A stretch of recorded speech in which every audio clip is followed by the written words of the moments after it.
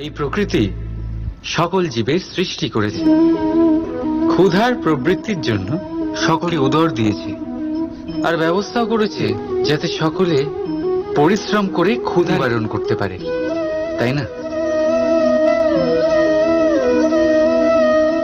আর সংসারের সকল জীবের মধ্যে মানুষই সেই প্রাণী যারা ধন ও মুদ্রার আবিষ্কার করেছে, ধন অর্জন করতে শিখেছে। তবে আশ্চর্যের বিষয় হলো এই যে সেই মানুষই কখনো নিজের পেট ভরাতে পারে না। কেন? এর কারণ হলো লোভ। এই সংসারে যে কোনো প্রাণী, তা সে শাকাহারী হোক বা মাংসাশী, সেইটুকুই স্বীকার করে যাতে সে বাঁচতে পারে, কিছু জমিয়ে রাখে না। কিন্তু মানুষ সারা জীবন